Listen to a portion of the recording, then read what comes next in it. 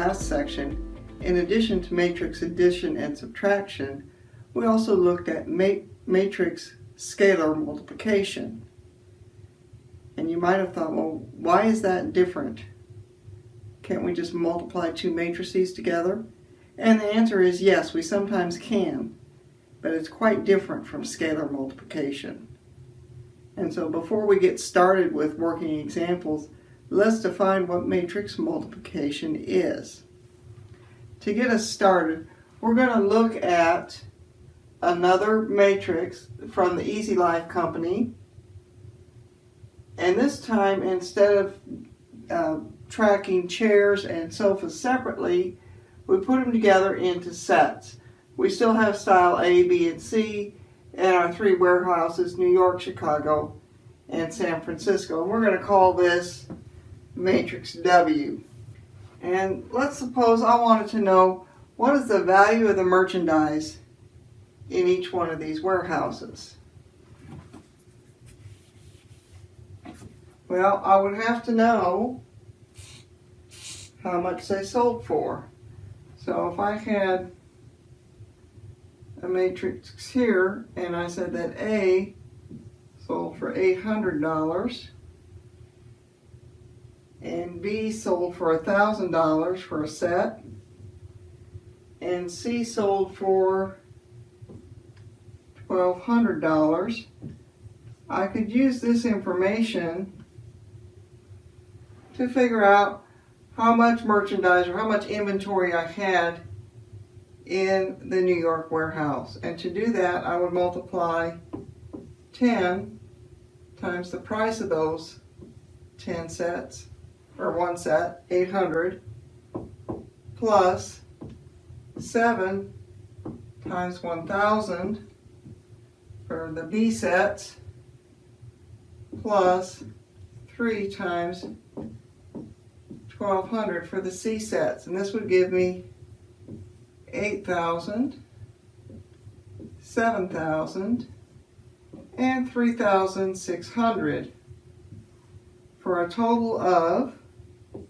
$18,600 is the value of the merchandise in the New York warehouse. Pause the video now and work on checkpoint 1.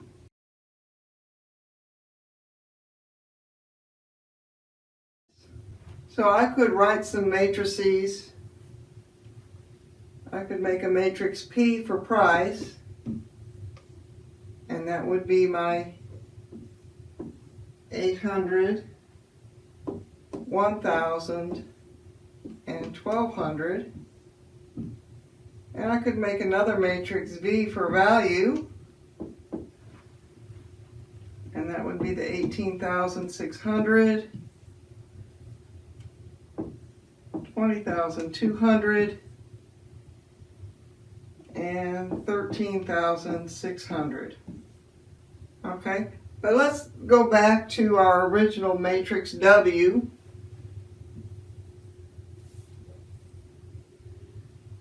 Where we had 10, 7, 3. Remember, that was the New York warehouse.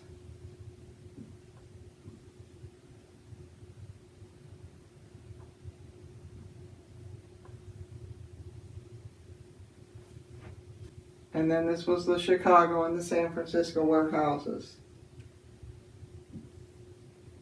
And what I had to do to get all of these numbers was multiply by the same thing over and over again. 800, 1,000, and 1,200.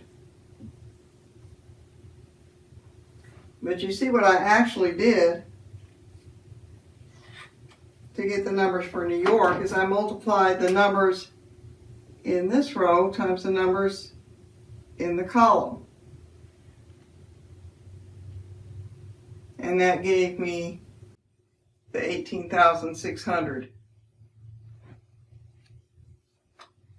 And if I multiplied this middle row times the numbers in the column, I got this. And then the last row times the same set of numbers gave me this. And so that's kind of the idea of multiplying matrices. We're going to multiply rows in one matrix by columns in another matrix. And so here we have the definition of matrix multiplication.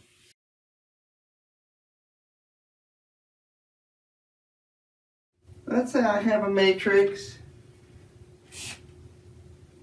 A, which is m by n in dimension,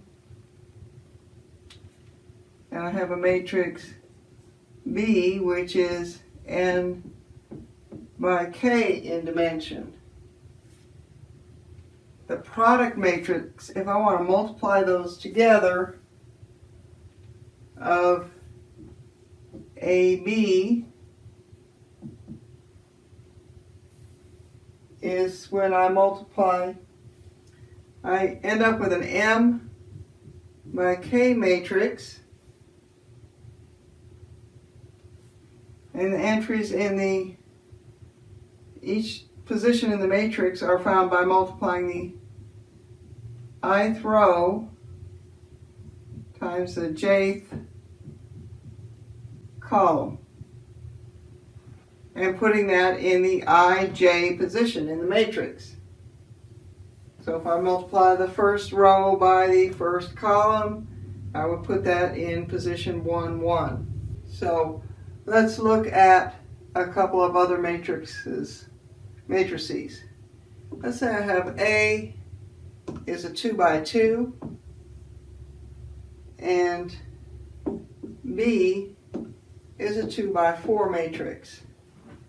Now before I start multiplying, I have to make sure that it's even possible. And for this to be possible, I'm going to rewrite it. A is 2 by 2 and B is 2 by 4.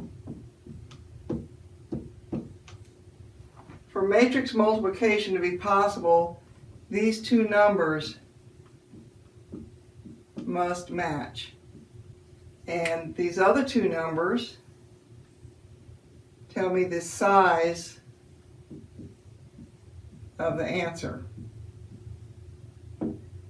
So in this case, the 2 and the 2 match, so it's possible for us to calculate AB.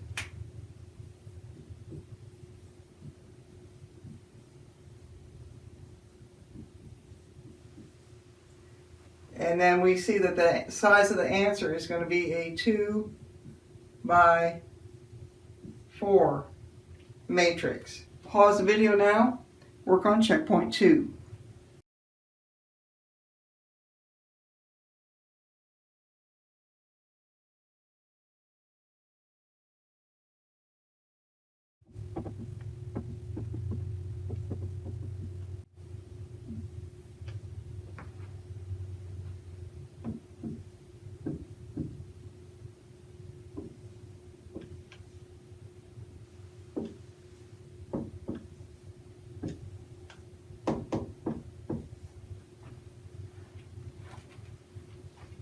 Let's go ahead and actually multiply these two matrices together now.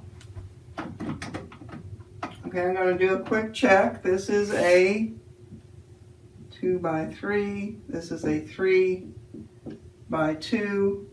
So those match. And my answer is going to be a 2 by 2. So I'm going to begin. I know I've got a 2 by 2 matrix. So I'll just draw a blank one here. And I'm going to begin by multiplying the first row by the first column. So I've got -3 times -6. And then 4 times 2. And 1 times 3. When I put this all together, I have 18 plus 8 is 26, plus another 3 is 29. So 29 goes in that first position, first row, first column. Now let's look at the first row and the second column. This time I'm going to have negative 3 times 4,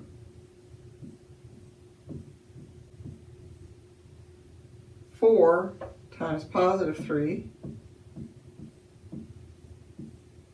and then 1 times negative 2. Well, this is negative 12, this is positive 12, so these are going to cancel out. And all that's left is the negative 2. It goes in the first row, second column.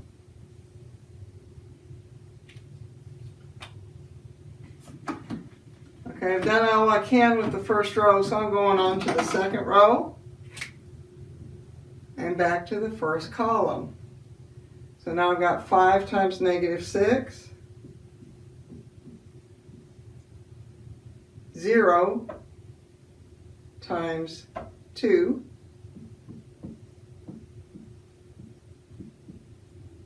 and 4 times 3.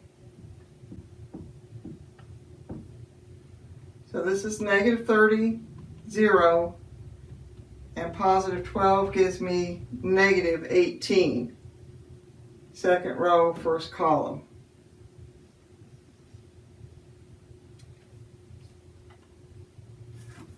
Make a little space here. My last calculation will be second row, second column.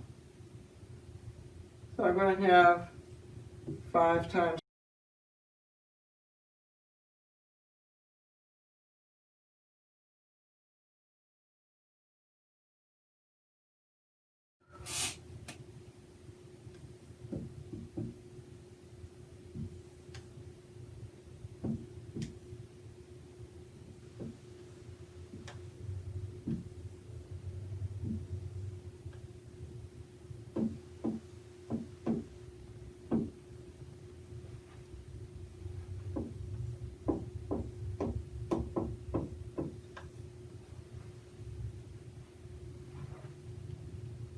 Okay, with these two matrices, we're asked now to find BA.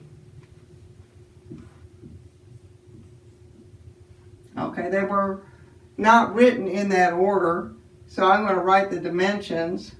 B is a 2 by 3, and A is a 2 by 2.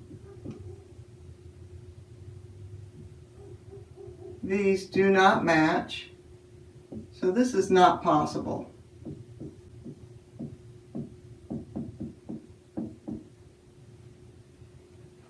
Now, just as a side note, would it have been possible to find AB?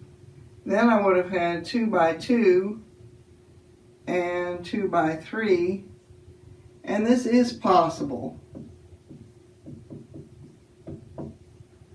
which may get you to thinking, is matrix multiplication commutative? Apparently not, since sometimes it's possible and sometimes it isn't, using the same two matrices. So pause the video now and work on checkpoint 4.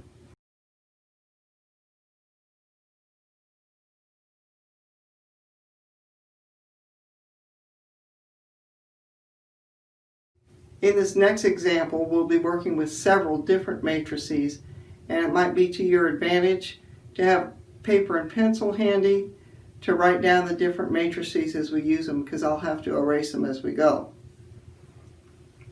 Okay, in this example, we're talking about a contractor building 3 kinds of houses, models A, B, and C, with a choice of 2 styles, Spanish or contemporary. And we're going to make a matrix P to show this. We have models A, B, and C in both the Spanish version and the contemporary version.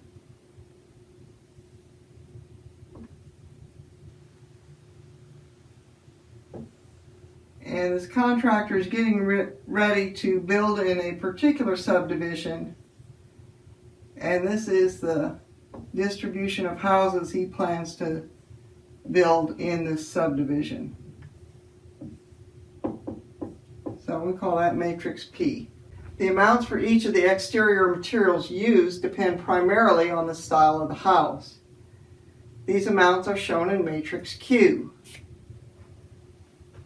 So here we're looking at the Spanish and contemporary as rows this time. And this is concrete, lumber, brick, and shingle.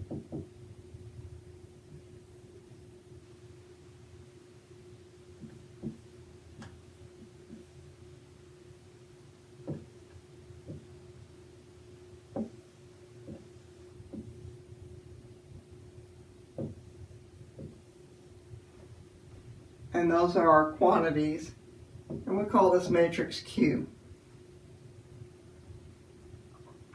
Matrix R gives the cost for each kind of material.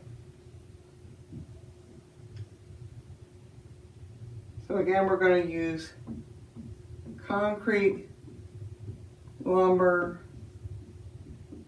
brick, and shingles. And the costs are as follows.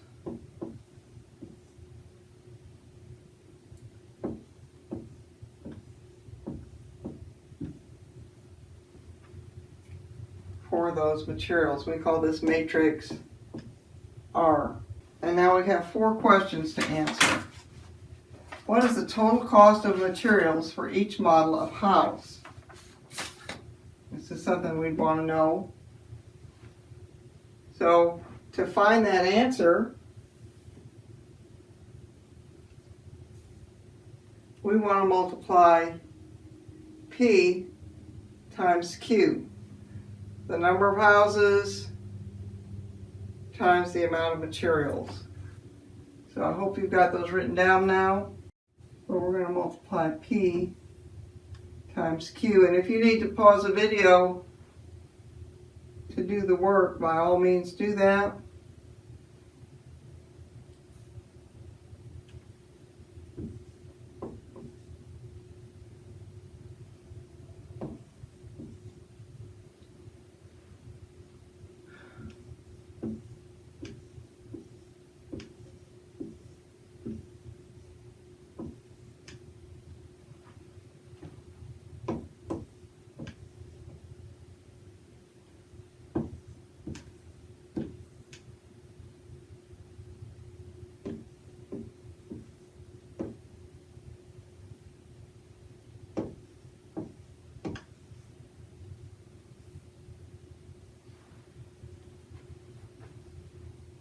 Okay, this is PQ. If I multiply those, but my result then, here I've got a 3 by 2, here I've got a 2 by 4, so my result PQ is going to be a 3 by 4.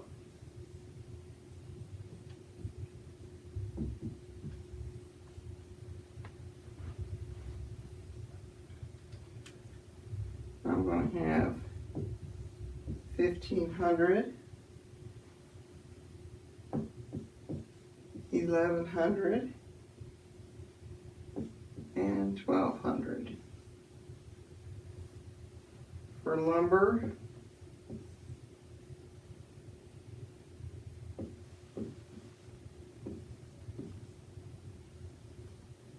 then for brick,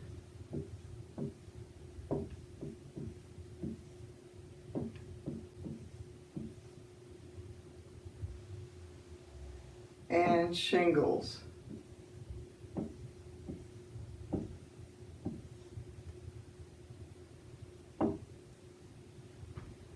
And this is my models A, B, and C, and this is concrete, lumber, brick, and shingles.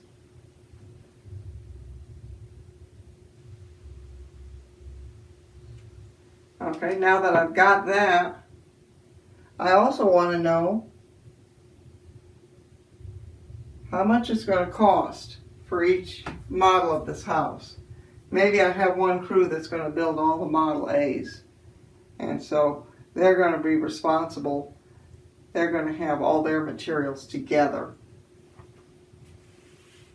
Then I might have a different crew that was building Model B and a different crew building Model C. But for whatever reason, I want to know the total cost. So I'm going to take this matrix, PQ, and multiply it by R, which is our price matrix. So I'm not going to copy this up there again, but we're going to multiply it by R, which you may remember is 20, 180, 60, and 25.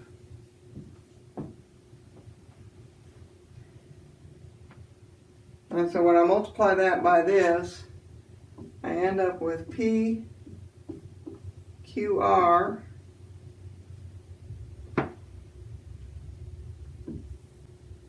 and this is going to be a 1 by 3 matrix. 72,900,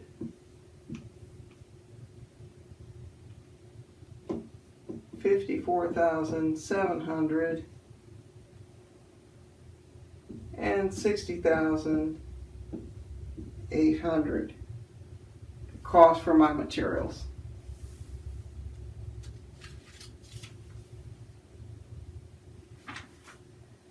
Our third question is, what's the total cost of the materials for the whole project?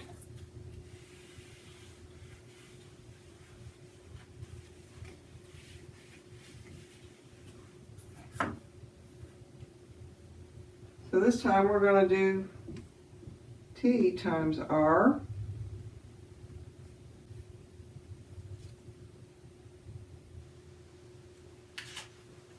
And you might recall that T was written as a row matrix.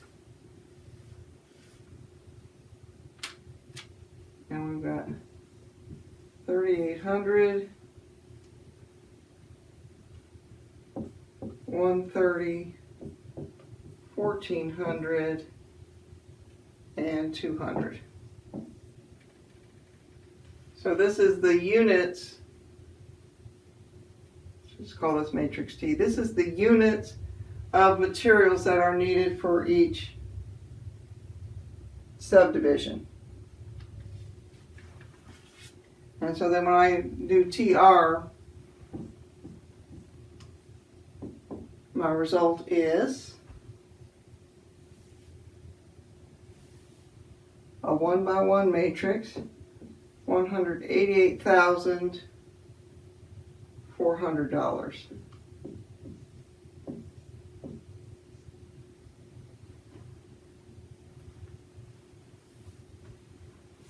Okay, and then the last question says, suppose a contractor builds the same number of houses in 5 different subdivisions, but he does the same thing 5 times.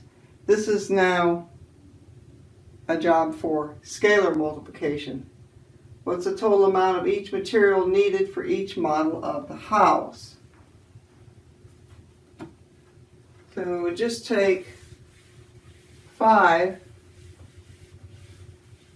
times the matrix that we found previously, PQ,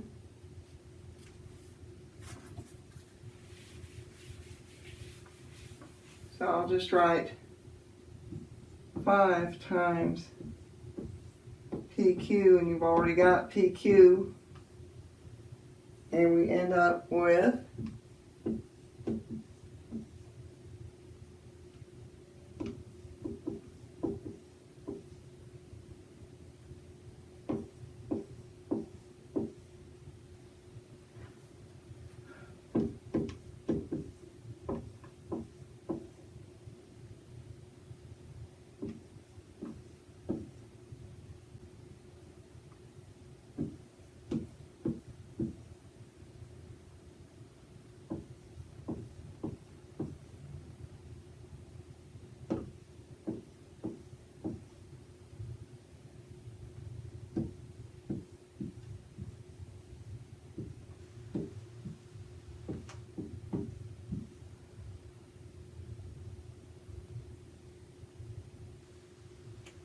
So the amount I would need for Model A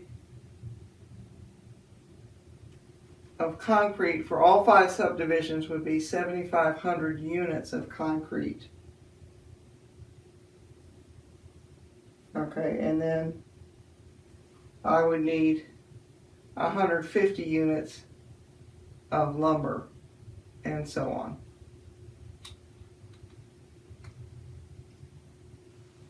Okay, we can introduce some kind of a notation to kind of keep track. I know this is confusing when we have so many matrices, but if we list them according to what the rows represent and what the columns represent, it becomes a little easier to figure out what should be multiplied with what. So if I have a matrix, if I have matrix P from this example, matrix P was just the number of homes and whether they were Spanish or contemporary. Okay, I might write this as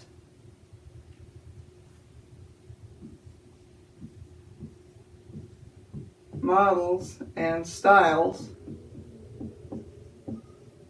because this is what the rows were and this is what the columns were. And so just like we list dimensions as rows by columns, we'll list this as models / styles. And then I can look at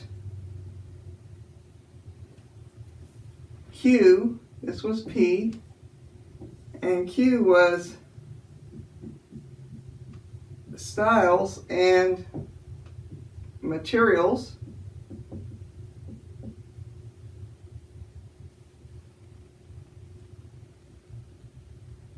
And then if I put those two together, I would have to have P first and Q second so that the styles could go together.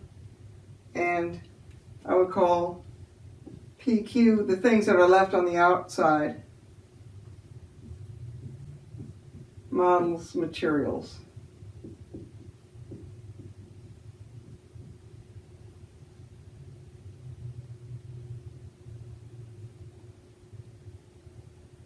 Okay, and then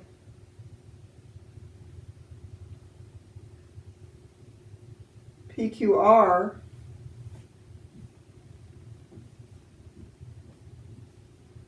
remember R was about cost.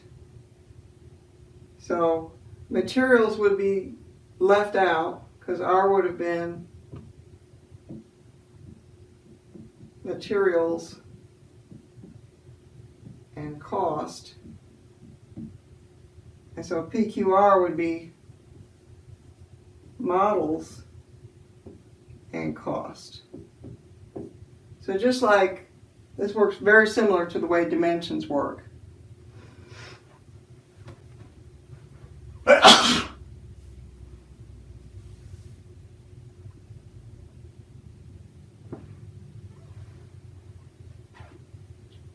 This works very similar to the way that the dimensions work.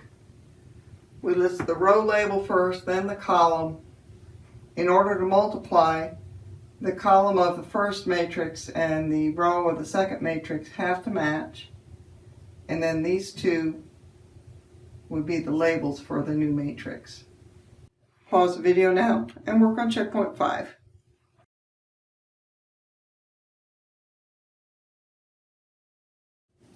In real number arithmetic, we have both an additive identity and a multiplicative identity. We're going to look for a minute at the multiplicative identity for matrices.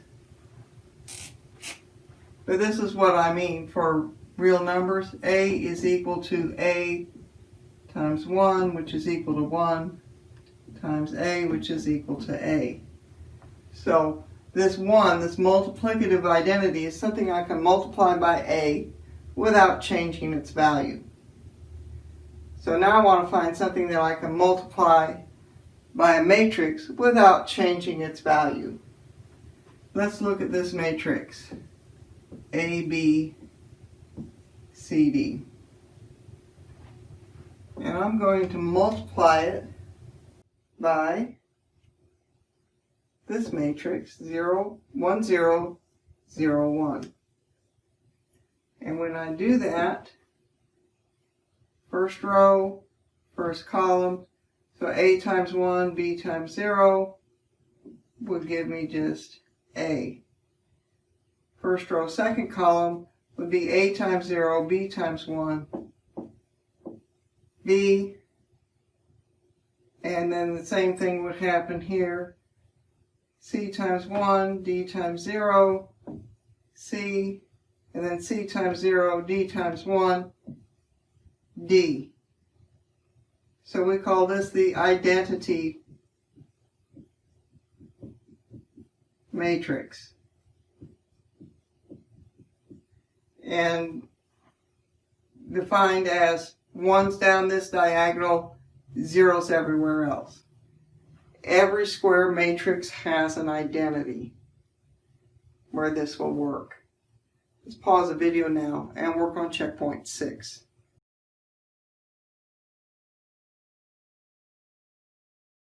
In addition to the identity property of matrices, we'd also like to define the inverse property, just like we have an inverse in real numbers. Here's an example for real numbers. If I have a number A, there's always some number X that I can multiply by A that will give me 1.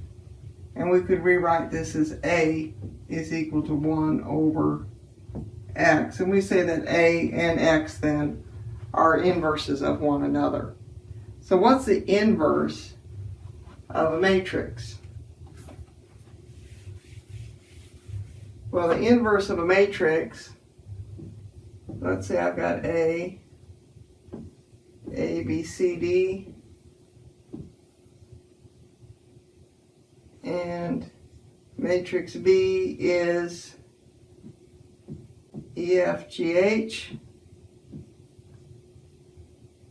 If these two matrices are inverses of each other, well, let's call this one, instead of B, let's say this is A inverse. And A times A inverse is going to equal I, the identity matrix. It's important to know that only square matrices can have inverses. Okay, this only works on square matrices. And we're going to use row operations to calculate the inverse of a matrix. But before we do that, we're just going to look at two matrices and see if they might be inverses of one another.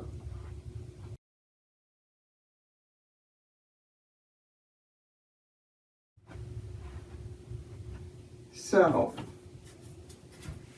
let's put some numbers in here.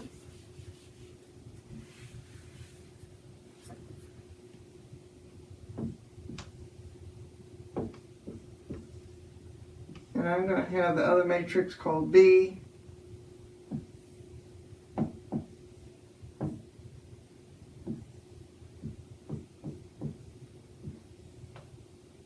And I want to know if these two are inverses of one another, so I'm going to find AB. Both 2 by 2 matrices, so my answer will also be 2 by 2. And I'll go through my little coloring thing again. A and B, so 1 times -3 is -3, and 2 times 2 is 4, so 4 minus 3 would give me 1.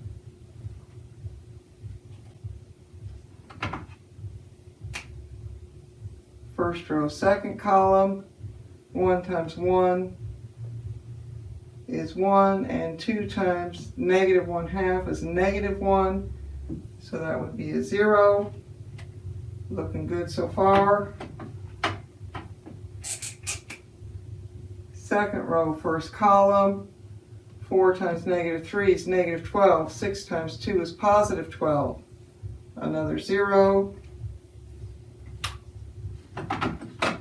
And then lastly, second row, second column, I have 4 times 1 is 4. 6 times negative 1/2 is negative 3. So that also gives me a 1. And yes, these matrices are inverses of one another. So pause the video now and work on checkpoint 7.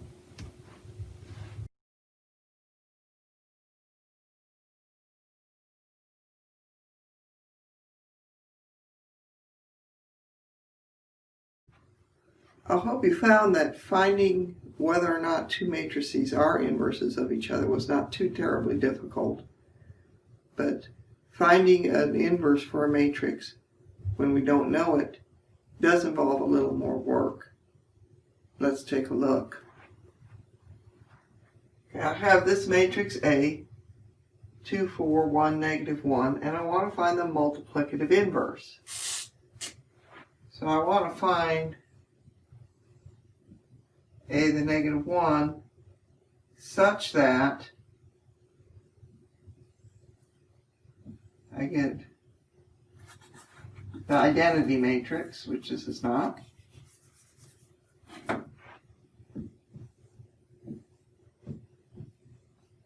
Like that.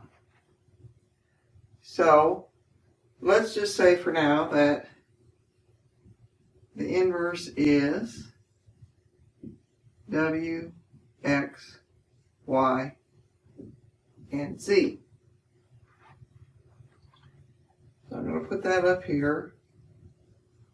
W, X, Y, and Z. And then we'll go ahead and multiply these out. So I'll get 2 times W plus 4 times Y. And then for this position, 2 times X plus 4Z.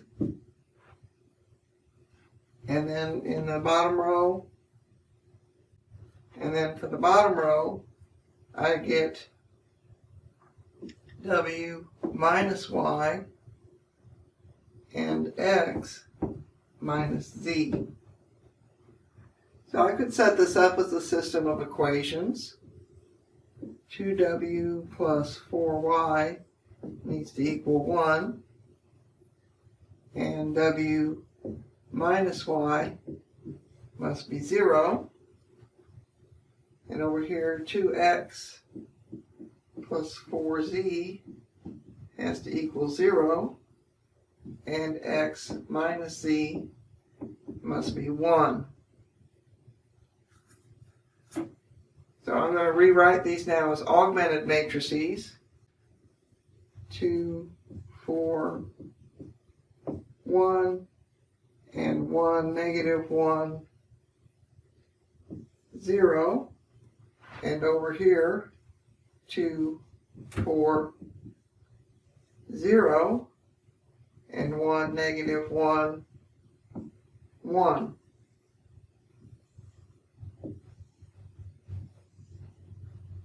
I can take these two augmented matrices and put them together into one big matrix. So I'd have 2, 4, 1, 0, and 1, negative 1, 0, 1. Now I'm going to use the row operations that I learned in 6.2 to put this in reduced row echelon form. So I'm going to start by switching the order.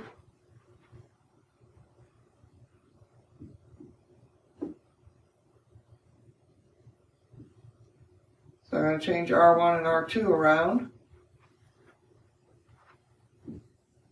which will give me 1, negative 1, 0, 1, and 2, 4, 1, 0. So now I have a 1 in that top position, And then I'm going to take negative 2 times R1 and add it to R2 to get rid of this 2. So that's going to give me 1, negative 1, 0, 1, 0. Negative 2 times negative 1 gives me positive 2, so this is now 6. And then the 0, of course, won't add anything, and then I'll have negative 2 plus 0, so minus 2.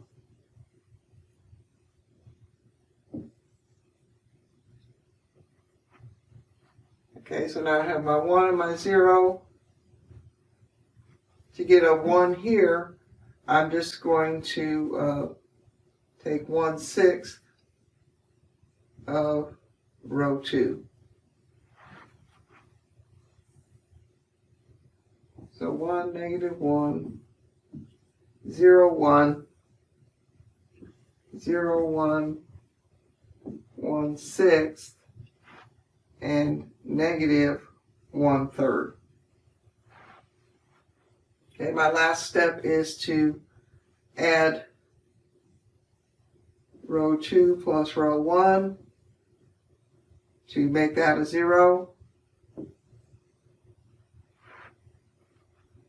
So I have 1, 0, 0, 1, and then 1/6 plus 0 will give me 1/6 here, 1/6 here, and then negative 1/3 and 1 would be 2/3 and negative 1/3. So this is my inverse, WXYZ. And what's left for me to do now is to make sure that that is indeed the inverse. So let's multiply it out. I had 1/6, 1/6,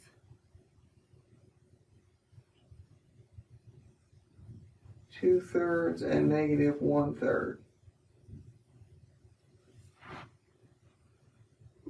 And when I'm multiplying it, 2 times 1/6, so 1/3 plus 4/6, or 2/3, would give me 1. And this row times this column, this is going to be 4/3, this is going to be negative 4/3, so 0. And then for the second row, 1 times 1/6 minus 1 times 1/6, so 0. And then 1 times 2/3 plus negative 1 times negative 1/3 would be 1/3, so 1/3 plus 2/3. And this is indeed the inverse. Okay, so a little more work, but definitely doable. We can also use this process for a larger matrix. Again, a little more work. So for our last example, we will work that 3 by 3 inverse. We're going to start with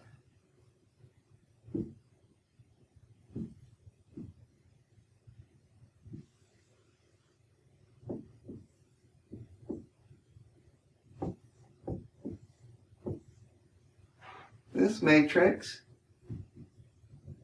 and we'll create the augmented matrix with the identity on the other side.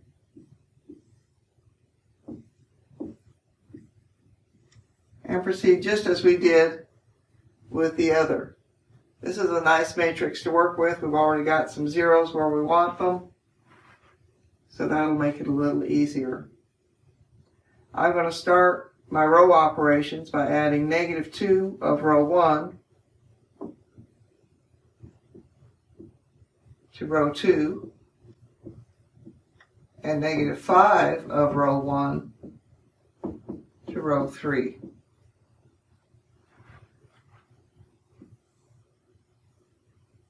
So I'm going to actually leave row 1 itself alone.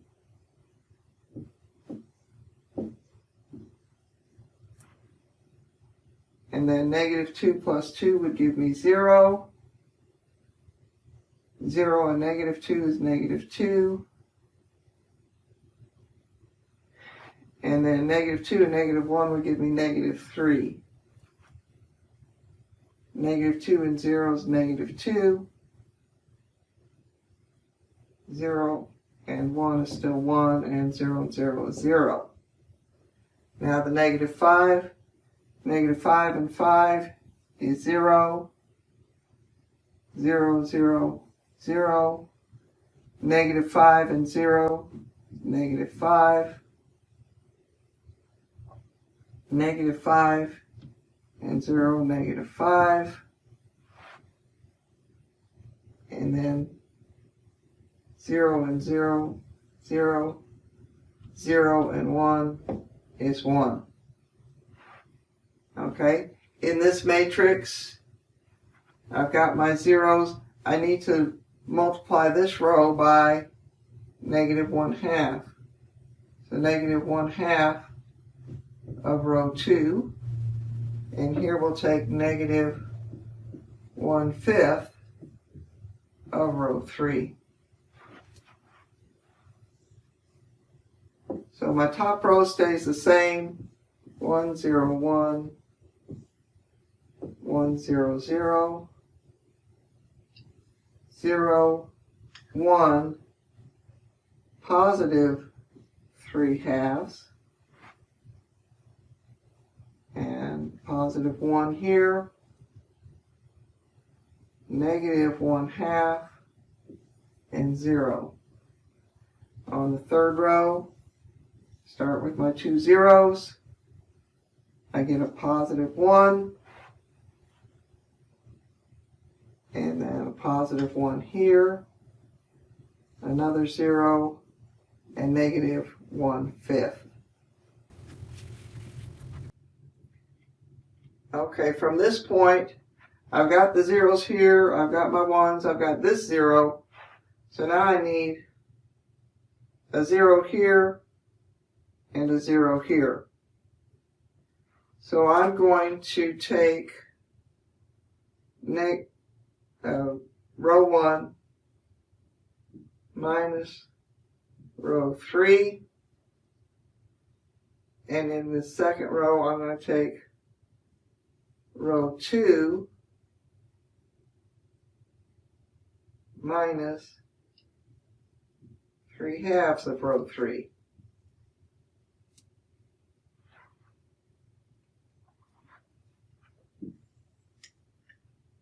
So again, row 1 minus row 3. So I've got 1 minus 0, 0 minus 0, 1 minus 1, 1 minus 1 again, 0 minus 0, and 0 minus 1/5, so plus 1/5.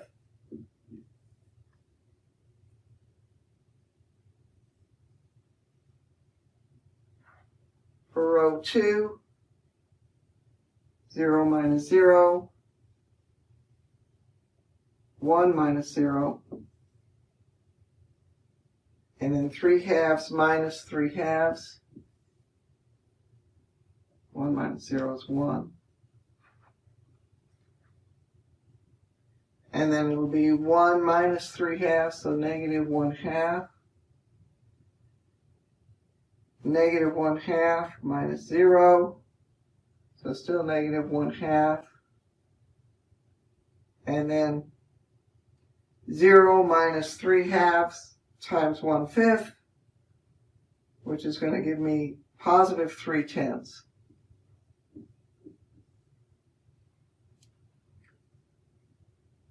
And then my row 3 was already the way I wanted it, so I will just leave that. And so this is my inverse matrix. 0, 0, 1/5, negative 1/2, negative 1/2, 3 over 10, 1, 0, negative 1/5. Although this is doable, in most cases you would use a graphing calculator to do this a lot quicker. But since we're not using a calculator in this course, you will be required to know how to do this. This is the end of this section, so you should be ready now to go on to your homework assignment.